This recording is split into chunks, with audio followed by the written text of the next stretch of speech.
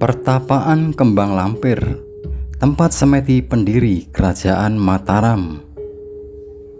Dua keturunan Brawijaya V, Ki Ageng Pemanahan dan Ki Ageng Giring III, dalam rangka melaksanakan petunjuk Sunan Kalijaga berkelana mengunjungi tempat yang sekarang disebut Gunung Kidul.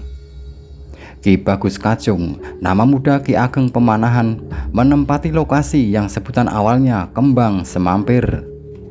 Pertapaan yang selanjutnya akrab disebut Kembang Lampir merupakan tempat semedi, tapa atau laku prihatin Ki Ageng Pemanahan saat mencari petunjuk mengenai wahyu keraton.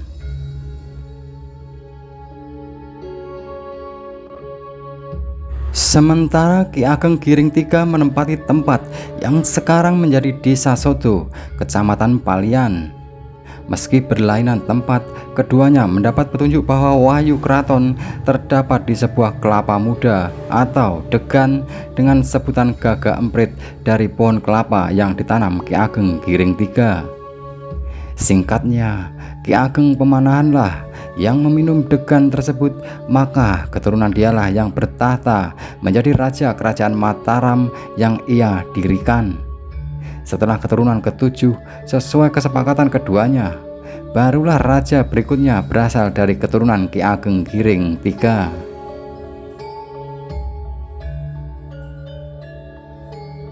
Pertapaan dijaga tiga juru kunci, yakni Surakso Sekarsari, Surakso Cempakasari, dan Surakso Puspitasari.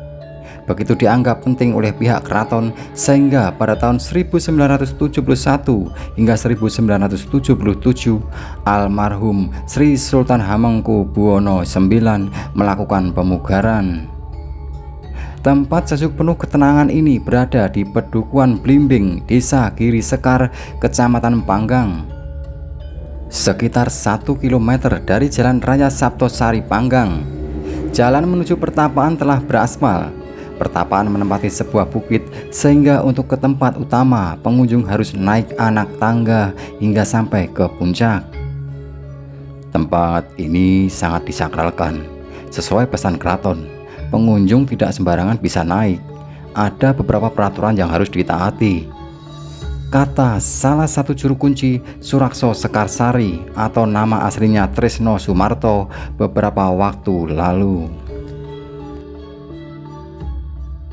Beberapa larangan diantaranya, saat naik pengunjung tidak boleh memakai alas kaki atau sandal, tidak boleh mengambil gambar atau memotret di lokasi utama, hanya diperbolehkan dari luar pintu gerbang atau dari bawah saja. Pengunjung yang akan naik maka harus membawa bunga dan dupa atau kemenyan, serta tidak boleh memakai pakaian berwarna ungu terong dan hijau lumut. Yang jelas aturannya seperti itu. Kalau warna baju itu mungkin supaya tidak sama dengan yang menjaga pantai Parangkusumo atau Laut Selatan. Ungkapnya tidak begitu yakin. Ia tidak begitu banyak tahu terkait cerita mengenai Ki Ageng Pemanahan. Ia mengaku hanya sebagai abdi dalem yang menjaga dan merawat pertapaan, menggantikan kakek buyutnya. Yang ia tahu, Ki Ageng Pemanahan merupakan tokoh yang mendirikan kerajaan di sebuah alas yang sebelumnya disebut Mentaok. Tempat peristirahatan terakhir atau makam tokoh besar itu berada di Kota Gede.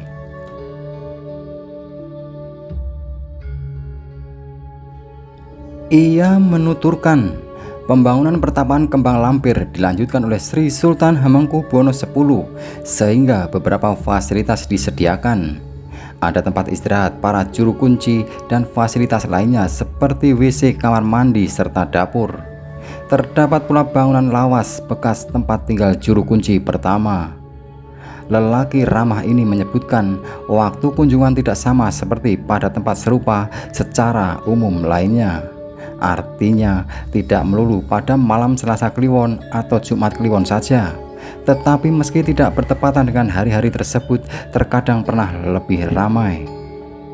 Begitu hening dan nyamannya suasana di area pertapaan memang layak digunakan untuk menyendiri. Pengunjung yang datang memperoleh ketenangan, merasakan lembutnya desiran angin menyatu dengan alam.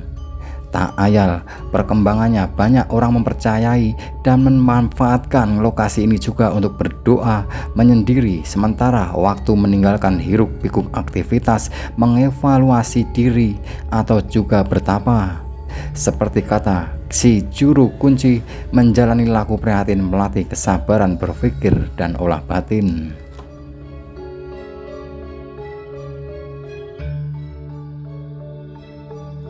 Biasanya menjelang pemilihan bupati, wali kota atau gubernur ramai dikunjungi. Tak hanya dari wilayah Pulau Jawa saja, dari luar juga banyak.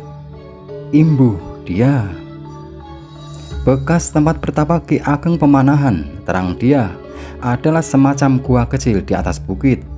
Di sekitar terdapat bangunan induk sebagai tempat penyimpanan pusaka Wuwung Gubuk Mataram dan Songsong Ageng Tunggul Naga. Ada juga 2 buah bangsal atau pendapa kecil bernama Proboyekso di sebelah kanan dan kiri. Dibangun pula patung Panembahan Senopati, Ki Ageng Pemanahan, dan Ki Juru Mertani. Menurut beberapa sumber, mereka merupakan pendiri dinasti Mataram Islam. Beber Tresno.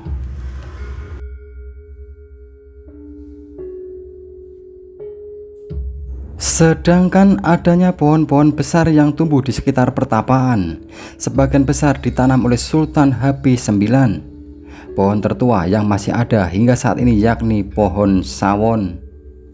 Sembari menjalani aktivitasnya menjadi juru kunci, Surakso Sekarsari menggarap ladang tidak jauh dari tempatnya bertugas, sehingga ia mudah memantau apabila ada tamu atau pengunjung pertapaan.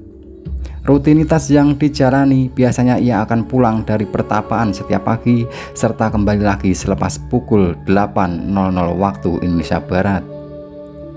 Meski tanpa jadwal yang mengatur secara rinci penugasan, dengan penuh kesadaran mereka bertiga bergantian menunggu pertapaan kembang lampir, bersama menjaga dan merawatnya.